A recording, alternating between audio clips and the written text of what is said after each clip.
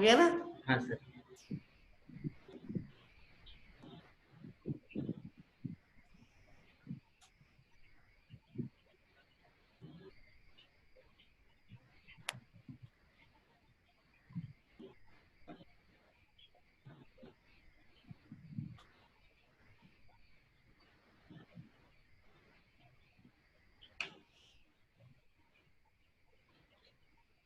के अंदर मोड्स क्या होते हैं? यस। देखो, हमने बताया था कि हमारा ऑक्सीलेटर क्या होता है, फ्रिक्वेंसी को जनरेट करता है। ऑक्सीलेटर का मतलब होता है कि ऐसा एम्पलीफायर जिसमें हम पॉजिटिव फीडबैक करते हैं। लेसर में क्या होता है, लाइट का एम्पलीफिकेशन होता है। तो इसके लिए हमें क्या जरूरत पड़ती है, एक रेजोनेटर की जरूरत पड़ती है। और रेजोनेटर हम कैसे बनाते हैं, दो ये मिरर लेते हैं। हम क्या करते हैं, यहां से दो ये मिरर लेते हैं। मिरर के बीच में हमारा क्या होता है, मीडियम होता है। और अगर इसकी साइड ओपन होंगी तो हम इसको क्या कहेंगे, ओपन रेजोनेटर कहेंगे। और इसके बीच की डिस्टेंस को हम क्या लेंगे, डी लेंगे। तो ये हमारा क्या होगा, जो एम्पलीफिकेशन लाइट का होगा इस मिरर में होगा। इसको मिरर M1 माने, इसको मिरर M2 माने, तो इसको हम क्या कहते हैं, रेजोनेटर कहते हैं।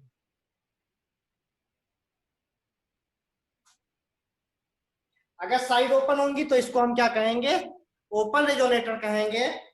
अब रेजोनेटर क्या करता है, कुछ स्पेसिफिक कॉन्फ़िगरेशन को ही सपोर्ट करता है, वही हमारे नंबर कहलाते हैं, मोड्स कहलाते हैं।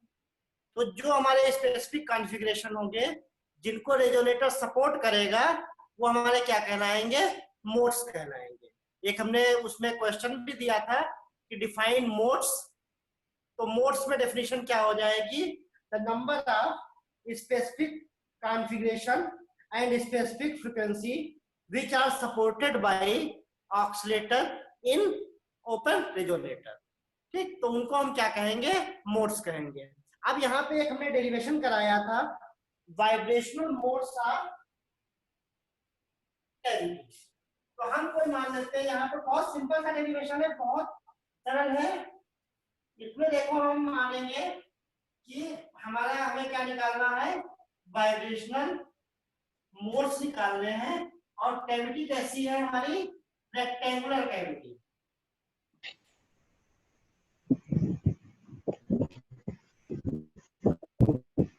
आवाज सबको आ रही है साफ?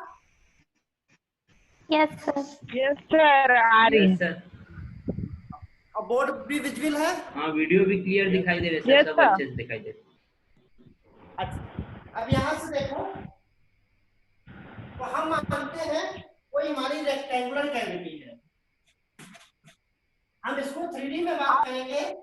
इसकी लंबाई हमने मान लिया a है, ब्रेथ इसकी मान ली b है, और हाइट इसकी क्या मान ली है, d मान ली है। यहाँ पर c हम नहीं ले रहे हैं, तो c हमारा क्या हो जाएगा, वेलोसिटी ऑफ लाइट हो जाएगा। तो हमने रेक्टेंगुलर कैविटी मानी, इसकी डायमेंशन क्या हो जाएगी, a, b, d।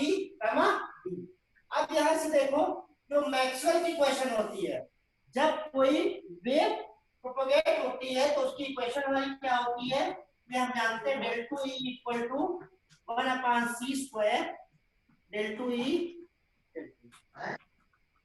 ये क्या होती है, वेव की इक्वेशन होती है जिसकी इलेक्ट्रिक फील्ड ई हो, और यहाँ पर बी सी क्या हो जाएगा, वेलोसिटी ऑफ लाइट हो जाएगा। ये हम कौन सी मान रहे हैं, जब हमारा मीडियम कैसा है, वैक्यूम है।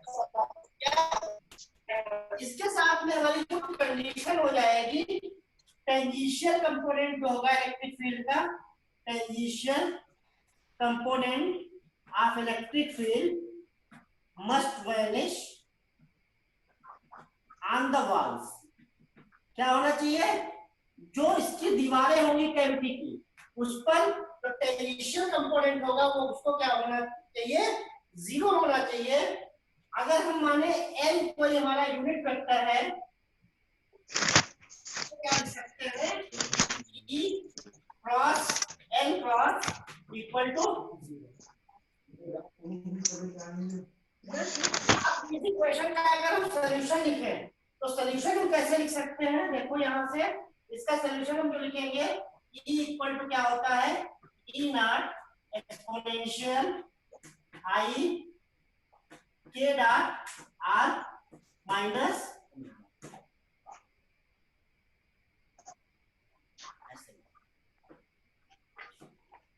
आई के dot are minus omega T. यहाँ पर के क्या है, के है वेक्टर है जिसको हम लिख सकते हैं के एक्स आई प्लस के वाई जे प्लस के जेड,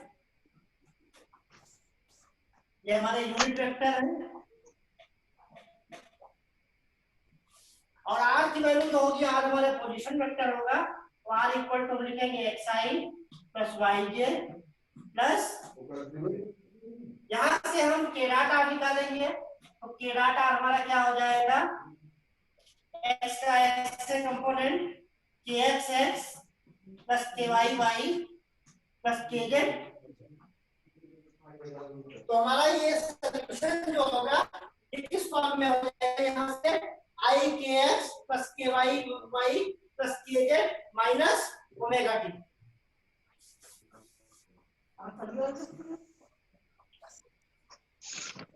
अब यहाँ पे देखो जो हमारे सॉल्यूशन निकलेंगे कंप्लीट सॉल्यूशन, ये हमारा क्या है, वेक्टर है, इसमें क्या होंगे, तीन कंपोनेंट होंगे, एक्स आई प्लस वाई जे प्लस जेड। तो यहाँ से जब हम कंपेयर करेंगे, इसको सॉल्व करेंगे, तो हमारा देखो एक्स की वैल्यू कितनी निकलेगी, एक्स की वैल्यू निकलेगी, हमने मान लिया ई नॉट एक्स, और x का जब कंपोनेंट लिखेंगे तो x में हमारा क्या होगा, cos का टर्म आएगा, बाकी सब में हमारा क्या हो जाएगा, y sin का टर्म होगा, जैसे sin के वाई वाई sin के जेड। ये देखो x को जब लिखेंगे तो x हम लिख रहे हैं तो केवल हमारा क्या आएगा, कोसाइन का टर्म आएगा, बाकी दोनों क्या हो जाएंगे, साइन के टर्म। यहां तक क्लियर है सबको? Yes sir.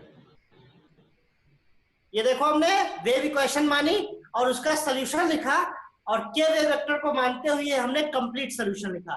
कंप्लीट सॉल्यूशन में क्या होगा, हमारे तीन वेक्टर होंगे, e x e y e z, तो उसी को हमने करके कैसे लिख दिया उसको, ये हमने इस तरीके से लिखा।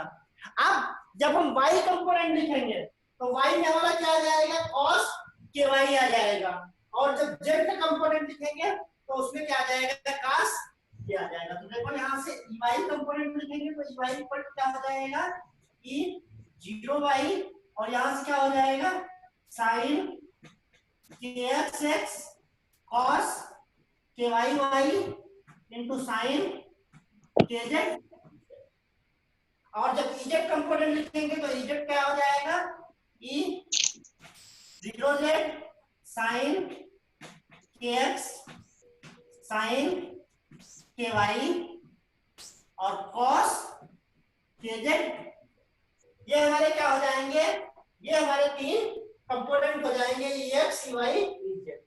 अब देखो हमारा रेक्टेंगुलर कैविटी है तो उसमें एक्स एक्सिस को हम मानेंगे, इसका डायग्राम, एक्स एक्सिस हम कहां से कहां तक लेंगे, हम अगर ओरिजिन माने तो x equal to 0 to x equal to a, y axis हमारा क्या हो जाएगा, y equal to 0 to y equal to, हमने लेंथ कितनी मानी है, ब्रेथ b मानी है, और z एक्सिस हमारा हो जाएगा z equal to 0 to z equal to, तो ये हमारी डायमेंशन हो जाएगी।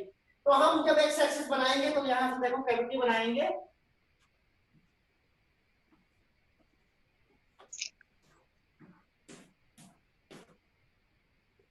तो अगर इसको x एक्सिस माने तो ये डायमेंशन कितनी हो जाएगी a, इसको y एक्सिस मानेंगे ये डायमेंशन कितनी हो जाएगी b, और ये हमारी कितनी हो जाएगी।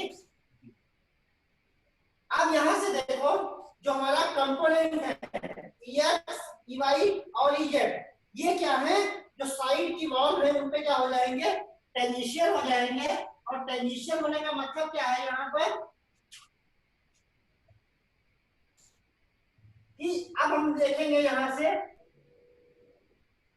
एक्स एक्सिस पे, एक्स एक्सिस की बात करेंगे तो हमारा क्या हो जाएगा, ex टेंजेंशियल होगा तो एक्स एक्सिस को लेंगे तो हमारे कौन से दोनों डायमेंशन लेनी पड़ेगी, वाई और जेड लेनी पड़ेगी। तो हम लिखेंगे एक्स इक्वल टू 0 एट किस पे हो जाएगा, y equal to 0, y equal to b and z equal to 0, z equal to b। ये हमारा किस पे हो जाएगा, ये EX कंडीशन होगा। इसी तरीके से जब हम y इक्वल टू 0 करेंगे तो ये किस पे होगा, x equal to 0, y equal to a and z equal to 0, z equal to b।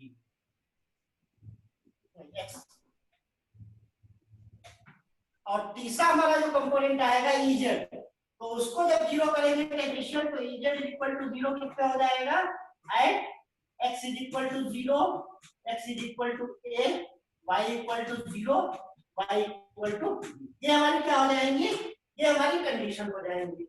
अब इन्हीं से हम क्या करेंगे, ex ey और ez के तीनों में मान मालूम है, इसी में हम कंडीशन लगाते जाएंगे। तो देखो हम पहले कंडीशन किसके लिए लगाएंगे, ex के लिए लगाएंगे। तो ex हमारा क्या था, ex इज इक्वल टू कितना था, e0x क्या था, x में cos का टर्म आएगा, cos kx sin ky sin k। अब यहां से देखो जब हम y इक्वल टू 0 करेंगे तो sin 0 पे तो सब 0 हो जाएगा, और जब y इक्वल टू b करेंगे तो y इक्वल टू b में क्या होगा, केवल ये वाला पोर्शन क्या हो जाएगा, देखो sin ky into b, y का मतलब हो जाएगा b इक्वल टू क्या हो जाएगा, ये sin, और इसको हम क्या लिख सकते हैं, sin n पाई।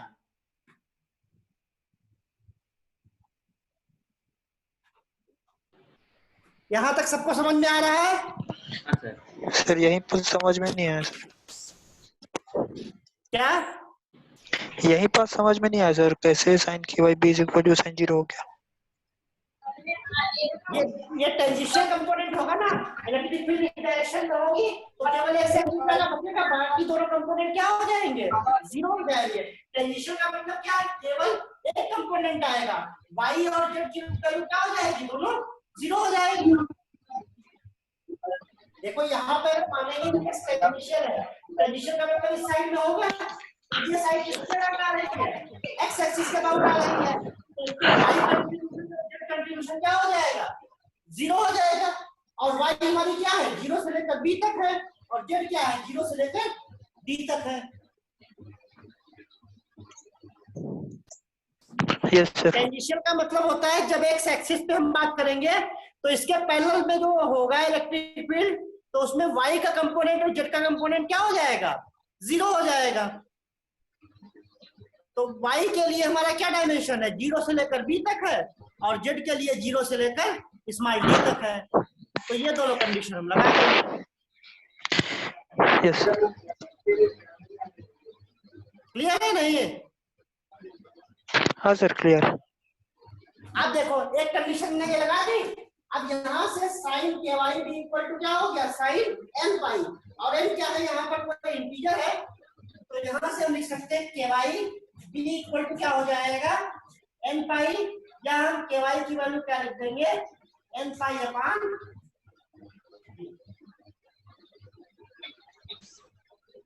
ये हमारी किससे कंडीशन निकल आई, y इक्वल टू 0 और y इक्वल टू b से। दूसरी कंडीशन क्या है, ex इज इक्वल टू 0 और z equal to 0 and z equal to d। अब यहां से देखो जब इस कंडीशन को लगाएंगे तो यहाँ पर हमारा क्या हो जाएगा, साइन kz इंटू d। तो ये हमारी कंडीशन क्या हो जाएगी,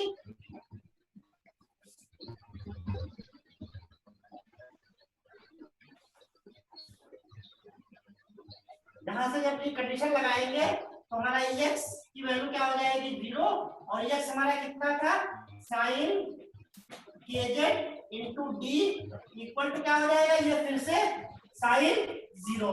और अब इसको a ले चुके हैं तो हम इसको अलावा कोई दूसरा नंबर ले लेते हैं जिसको हम कह देंगे साइन क्यूब। फिर यहाँ से बराबर हो जाएगा, यहाँ से हम लिख सकते हैं kz d equal two cube, और और यहाँ से kz इक्वल टू हो जाएगा q पाई अपान। आ रहा है समझ में नहीं? यस सर, आ गया। आ गया सर समझ। जब हम देखो जब टेंजेंशियल x का मानेंगे तो x हमारा टेंजेंशियल होगा, मतलब x स्केलॉन्ग होगा, तो इस पे जो y डायमेंशन है उस पे क्या कंपोनेंट हो जाएगा, 0 हो जाएगा। तो x इज इक्वल टू 0 हो जाएगा एट y इक्वल टू 0। उस कंडीशन से हमें मिल जाएगा ky equal to n pi upon b मिल जाएगा। और जब दूसरी zx डायमेंशन को हम 0 करेंगे तो वहां से हमें मिल जाएगा kz equal to q pi upon d मिल जाएगा। इसी प्रकार हम क्या करेंगे, जब y एक्सिस के अबाउट हमारा टेंजेंशियल कंपोनेंट 0 होगा तो उसपे क्या हो जाएगा, देखो उसकी हमारी अलग से कंडीशन हो जाएगी। यहाँ से हमारे क्या हो गए, दो ही कंडीशन आ गए।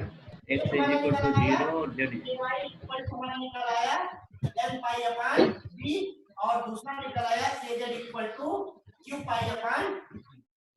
अब हमारा क्या करेंगे, y हमारा 0 होगा, इस पे 0 होगा at x equal to 0 and x equal to. अब y हमारा क्या था, y हमारा था e 0y और यहाँ पे क्या है, y कंपोनेंट लिख रहे हैं तो cos ky y आएगा, बाकी sin kx x sin kz, और इसके साथ दूसरी कंडीशन हो जाएगी z equal to 0 z equal to. अब इस कंडीशन को लगाएंगे तो 0 इक्वल टू क्या हो जाएगा, यहाँ से sin kx को 0 करेंगे तो kx हमारा कितना है, sin kx a।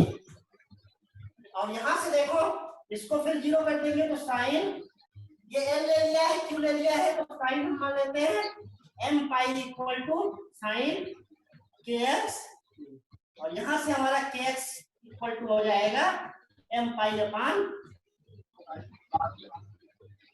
तो हमारा kx की वैल्यू आ गई, ky की वैल्यू आ गई और kz की वैल्यू आ गई। जो वेव वेक्टर होता है वो क्या होता है, k square equal to kx square plus ky square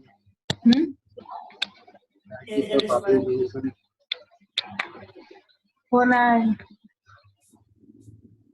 और यहाँ से kx की वैल्यू लिखेंगे तो kx हमारा कितना हो जाएगा, m square pi square upon a square plus ky हो जाएगा n square pi square upon b square plus ये हो जाएगा q square pi square upon b square. यहाँ से पाई स्क्वायर कॉमन ले लेंगे तो ये हो जाएगा m square upon a square plus n square upon b square plus q square upon b square, ये b स्क्वायर। अब यहां से देखो k की वैल्यू क्या हो जाएगी, इसका स्क्वायर रूट ले लेंगे, पाई l square upon a square plus n square upon b square plus q square upon d square power 1/2। और यहां से ये हमारा वेव वेक्टर है, अगर हम लिखे ओमेगा वेलोसिटी क्या होगी, c इक्वल टू क्या होता है, ओमेगा बाई k होता है, जिसको हम फेज वेलोसिटी बोलते हैं। यहाँ पे लाइट की वेलोसिटी कितनी होगी, c होगी, तो यहाँ से ओमेगा इक्वल टू क्या लिख सकते हैं, c इंटू k, और यहाँ से जब ये वैल्यू लिखेंगे तो पाई c m square upon a square plus n square upon b square plus q square upon d square power 1। तो ये हमारा रिलेशन हो जाएगा ओमेगा और mn क्यूब में। यहाँ पे mn क्यूब कहलाते हैं, यही कहलाते हैं हमारे मोड्स कहलाते हैं। Omega equal to pi c m square upon a square plus n square upon b square plus q square upon d square power 1/2। ये m n और ये q ये हमारे कहलाते हैं मोड्स। और इसको लिखेंगे कैसे, E E M M N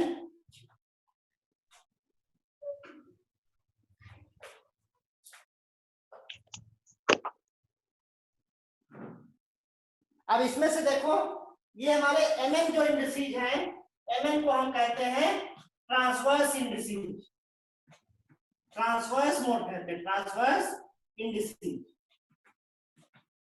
और क्यों ये कहलाता है, ये हमारा लॉन्गिट्यूडनल मोड्स कहलाता है।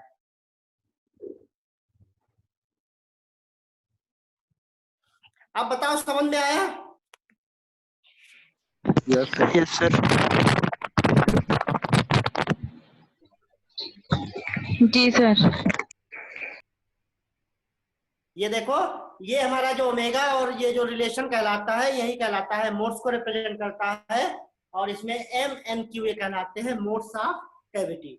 ये हमने एम एन क्यू किसके लिए हैं हमारे, ये हमारे हैं रेक्टेंगुलर कैविटी। अगर क्यूबिक कैविटी की बात करेंगे तो वहां पे हमारा a equal to b equal to क्या हो जाएगा, डी हो जाएगा।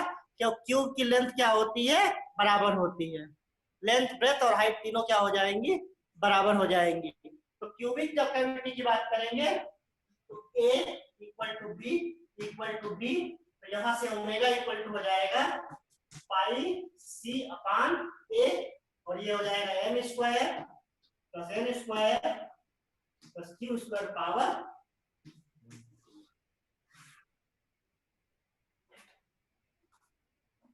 इसी को हमने कराया भी था और यहाँ पे भी वैसे ही तरीके से इसको देखो। ये वाइब्रेशनल मोड्स जो होते हैं उसके लिए डेरिवेशन।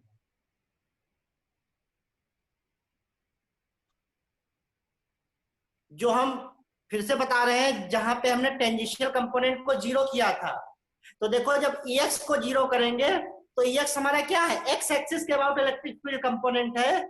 तो ये टेंजेंशियल कब होगा, जब इसका वैल्यू y और z डायमेंशन पे क्या हो जाए, जीरो हो जाए। EY हमारा टेंजेंशियल कब होगा, जब इसका x और z एक्सिस पे वैल्यू जीरो हो जाए।